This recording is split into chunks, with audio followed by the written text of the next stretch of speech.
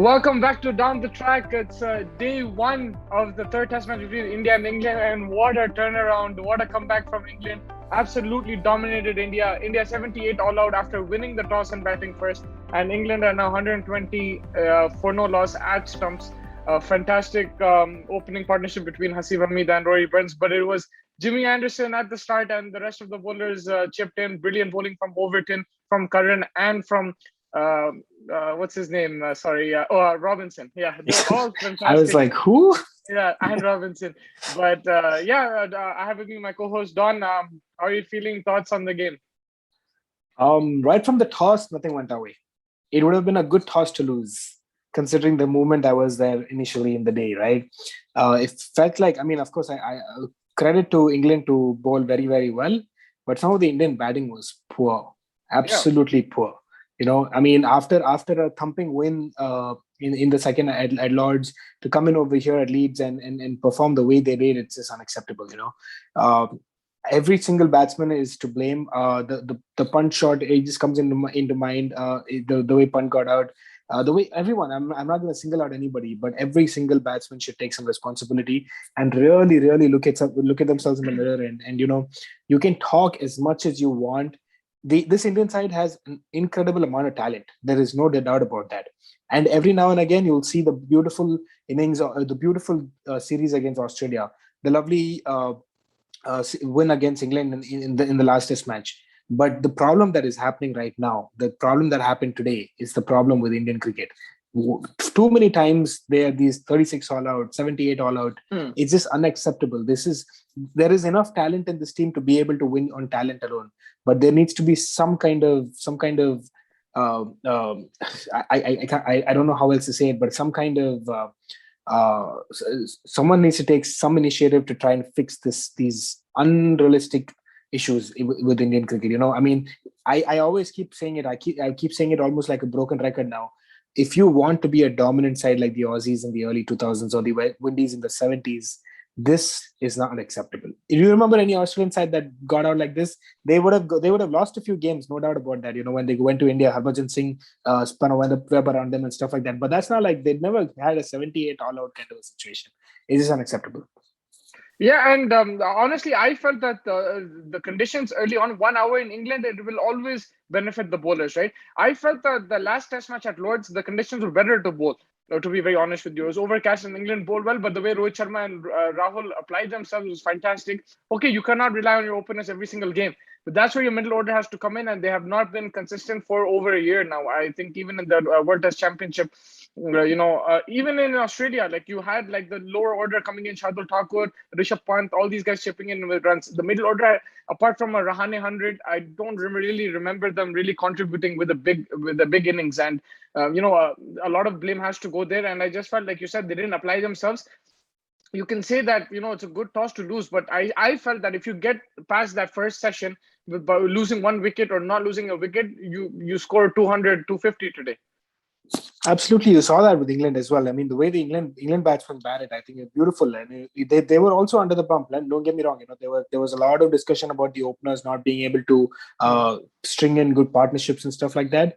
This young Hasib guy looks Hamid Hasib guy looks amazing. Rory Burns has always been there and thereabouts. Unfortunate with some low scores, but I think both of them performed very, very well. And that's the thing. It's a game of patience. England bowled well, no doubt. They were bowling fuller. They were making it a little bit harder. They were making the Indian batsmen play. But some of the short selection, some of the batting just was very, very poor. Yeah. After all that talk, after all that stuff that you did in the last game, this is the way one of you come at us, 11 of us come back at you, and stuff like that. All that stuff. You have to back it with performances, and you can't have this kind of a performance.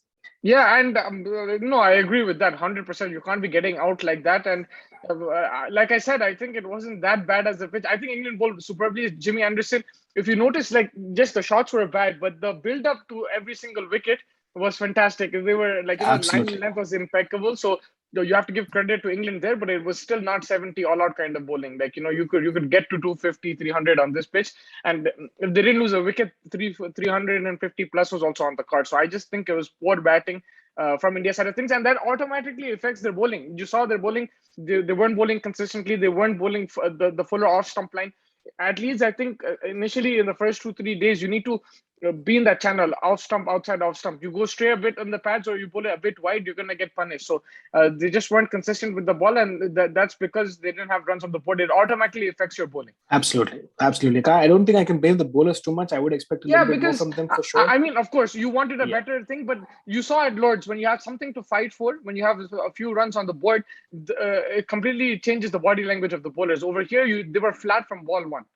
Absolutely, I think that I'm not like I said, I can't really blame them. They were flat, yes, but there's a lot of it's the batting effort that really downed the day for India. So hopefully they can get some rest tonight, come back a little bit stronger tomorrow, and my boy Ashwin, he's missing again.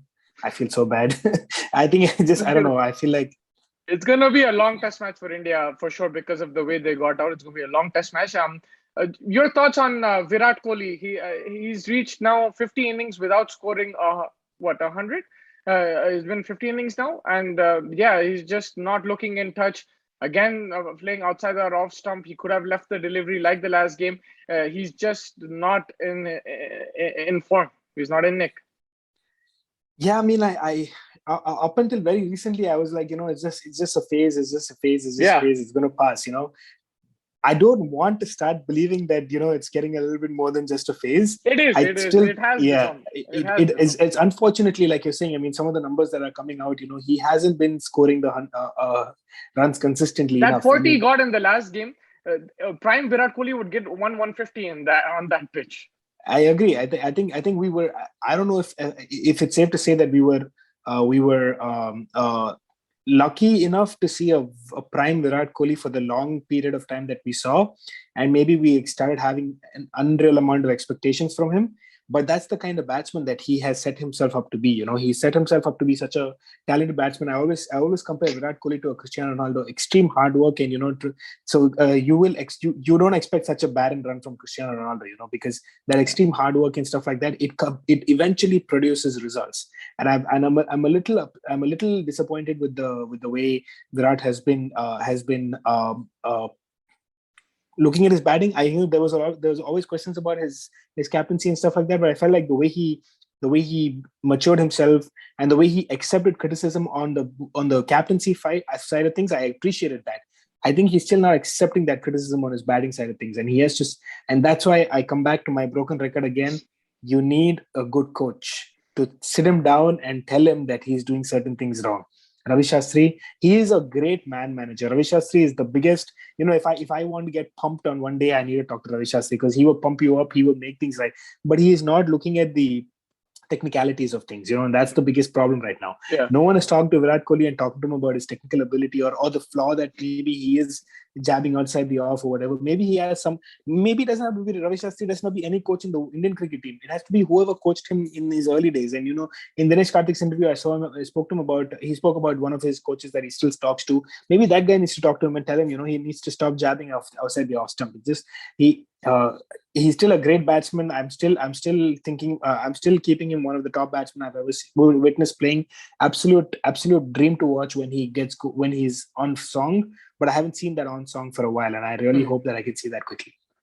Yeah, and just a thought on quick word on Pujara and Rahane. I mean, it's getting to a point where I can't keep backing them anymore. It's the same thing with Virat. I was backing for a long time as a Yeah. batsman. I cannot keep backing them for this period. This is a good time for them to really soak in the pressure and get some runs for the side, and they weren't able to do it. And at some point, there's going to be there has to be some questions. I mean, questions have been asked about them, and these questions will be valid. Will be valid now. I mean, you can't keep hiding under a performance from earlier the year, or like Rahane for that matter, the 100 in the earlier of the year. Last Test match, yes, they scored a few runs, but they weren't enough. You have to be doing it more consistently. They need to step it up. I wouldn't be surprised if one or two of them also are dropped for Surya Kumar and Vihari. There is talent in the bench, and at some point, Virat is still undroppable in my opinion, but I think Rahane and Pujara are getting to a point where they might be droppable now.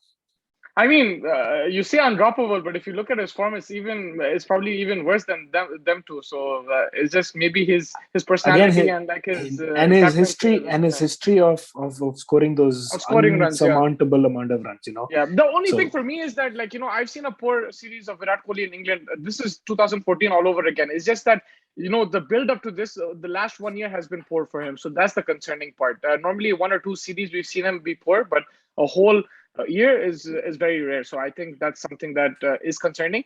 But just quickly on Jimmy Anderson, we just call him GOAT and move on. absolutely, I think that's it. I don't think that He's the we've been greatest of all describing. time. We've been we've been talking about him, been like praising him, but I think that's good enough for now. But Absolutely. Overton and I want to talk about Robinson just quickly. I think they have height and everything, but the way they were pitching it full, it really worked out. It was like, it wasn't just it was the accuracy more than the bounce or anything like that, because they could have easily digged in the short deliveries, but England learned from their mistakes. Root like probably came up with this game plan where you have to pitch it up, you have to find the edge. You saw when Shami came in, there was no short ball, straight away get the edge. Yeah, absolutely. I think I 100% agree. I think they learn from their mistakes, which is always nice to see. You can always make these stupid mistakes sometimes. And there was a lot of criticism about the tactics that were applied. But as soon as Shami Bumrah came in, you saw that full ball, those nicks in and everything. Absolutely. Brilliant comeback from England. India were poor, but take nothing away from this England side. They were in it to win it. And you can see, they already have like a 50-run lead now almost. And they're looking a solid side. They're going to make this look really, really hard for India now. I think it's going to finish in 4 days, and India's going to look really poor. I think if they go 350 runs, it's over. I think. Yeah, I it's very bleak right now. And Hasib Hamid and Roy Burns are batting on a different pitch. We saw Rohit Sharma playing 100 balls for 18, a completely different pitch at that time. And I think also because of the wickets and stuff, there's more pressure on him. But these two just battled it out brilliantly, and now they're playing their shots. They're looking good. They get past that first hour. It's game, set, and match. I think it's already game, set, and match, but whatever little hope India have, I think that will be diminished. And there's still Joe Root to come. So there's still Joe Root to come. Tough test match. Yeah. Davy Malan to kind of cement his position, because he's been a little bit out of this side for now. So yeah, I'll see how it goes. Yep, star of the day. Jimmy Anderson. Yeah, I'll have to agree with you. I cannot. I mean, even though he only took 3 wickets, but the way he started it off and the fire, the enthusiasm at the age of 39 to be able to do it, man. Yeah, I think Jimmy Anderson was fantastic, and shout out to the openers as well. I think, like you said, they were, there's a lot of stick and that they got in the last 2 test matches, and the way Asif Hamid has come and the way they backed him, credit to the England team. And and he's been a young guy who they've been talking about a lot. If you notice, I mean, he came into India and he unfortunately had a finger injury or something. He couldn't play a lot, and he's been one of those. And you can tell why he got a life, of course, but you can tell why he was backed so well by the English side, because he looks a proper player. Yeah, 100%. I think all round England's day, fantastic going into day 2. And not only England's day, they stamped their authority with menace. Yeah, and just to quickly end this, I think the fact that they got India 70 all out, this will have repercussions in the next 2 test matches. It won't just be a loss. Like, whereas, the way England lost, it was a close game, right? Yes, they blew it away, but I think they knew that they had a grasp in the game and thing. But if you get dominated like this, I think it will impact you on a long tour. You've been in England for 3 months now. I think this kind of loss, if it does be a loss, it's going to be a big issue mentally for the Indian team going into the last 2 test matches. I pretty much think it's going to be a loss. I think the only good thing that's come out of this is my prediction was 3-1 to India. So hopefully this is the one England gets, and then. But that's what I'm saying. 2014, same thing happened. It was 1-0 up at Lords, and Anderson came and ripped through them. Exactly the same thing happened. Like, we just pretty much. Person. His partners have changed, but he hasn't. So that's what's happened. And yeah, I think thank you so much for joining me. That wraps it up. Make sure you like and subscribe to our channel, and I will catch you after day 2. Let's see what's in store. Hopefully, we'll have a little bit more to smile about. Yeah, hopefully. But thank you so much for joining me. Some great analysis there, and I'll catch you soon. Take care.